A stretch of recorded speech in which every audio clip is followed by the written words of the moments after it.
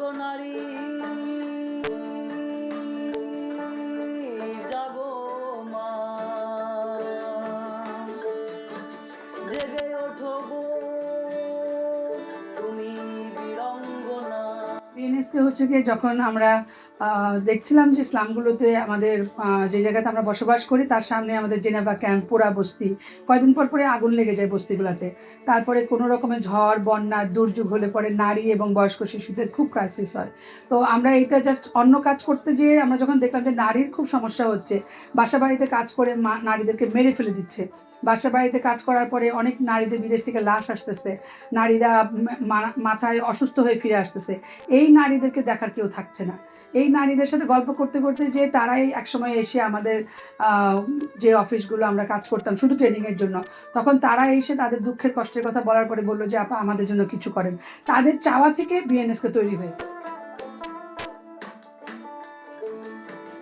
অতিথি পাখির মতো জায়গাতে আমরা দেখি যে যারা কিনা ডোমেস্টিক ওয়ার্কার হিসেবে কাজ করে বা রাস্তায় যারা দোকান করে বা বিদেশে যে সমস্ত শ্রমিকরা যায়, তারা প্রচণ্ড অ্যাবিউজের সম্মুখীন হয়। বিশেষ করে মানে মানে মানে মেন্টালি ভার্বালি প্রচুর অ্যাবিউজ হয় এবং তাদেরকে ওই অ্যাবিউজটা কিন্তু ক্ষতটা দেখা যায় না। মানুষের জ্বর সর্দি কাশি হলে বাইরে থেকে ফিল করা যায়, কিন্তু এই যে মেন্টালি অ্যাবিউজ করে আবার অতিরিক্ত কাজের বোঝা, তো এইটার ফলে তার শারীরিক এবং মানসিক একটা মারাত্মক ক্ষতি হয়। এবং এই ক্ষতির মধ্যে আমরা দেখেছি যে সুইসাইডাল টেন্ডেন্সি মেয়েদের মধ্যে অনেক হাই, পাগল হয়ে যাওয়ার টেন্ডেন্সি হাই, এবং দেশে এবং বিদেশে প্রচুর ডেড বডি আসছে এবং আনরিকগনাইজড ডেড বডি হচ্ছে এই মানসিক ট্রমার জন্য। তো আমরা তখন চিন্তা করলাম যে ঠিক আছে, তাহলে আমরা মানসিক ওয়েলবিংটার দিকে তাকাই এবং এখান থেকে আমাদের মানে মেয়েদের সমস্যাগুলো আমরা দেখার পরে ডিসাইড করলাম যে আমরা মেন্টাল ওয়েলবিংটা আমাদের ফোকাস করব।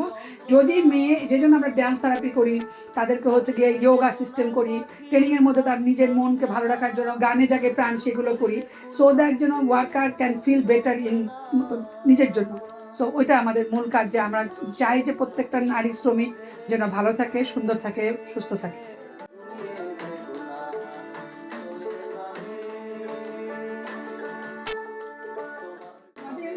নারী শ্রমিকদের জন্য আমরা যে সাপোর্টটা দেই সেটা হচ্ছে যে ইনফর্মাল সেক্টরে আপনারা জানেন যে মোর দেন 70% ওয়ার্কার হচ্ছে ইনফর্মাল সেক্টরে আছে, বিশেষ করে নারীরা, এবং তাদের এটা রিকগনিশন নাই, তাদের রেসপেক্ট নাই, তাদের বেতন ঠিকমতো দেয় না।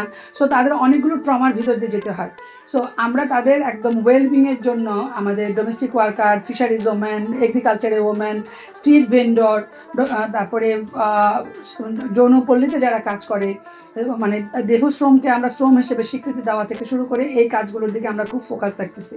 এবং আমরা মনোবন্ধু দিয়েছি, কারণ হচ্ছে যে তাদের কথা, তাদের ভাষা বোঝার জন্য আমাদের মনোবন্ধু সাইকোসোশ্যাল কাউন্সিলররা আছে, তাদের কাছে যেয়ে কথা বলে, তাদের কথা শুনে এবং তাদের কী কী সাপোর্টগুলো দরকার সেগুলো আমরা দেওয়ার চেষ্টা করি।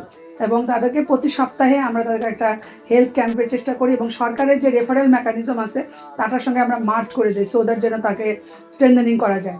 আরেকটা হচ্ছে যাদের অনেক বেশি ট্রমা ডিপের ভিতর চলে যায়, তখন আমাদের মানসিক স্বাস্থ্য হাসপাতাল যেটা, সেখানে আমরা তাদেরকে রেফার করি এবং সরকারের যে সমস্ত সাপোর্ট সার্ভিস আছে সেগুলোর সঙ্গে মার্চ করে দিয়ে ফিনান্সিয়াল সাপোর্ট, মেডিকেল সাপোর্টগুলোকে ইনশিওর করি।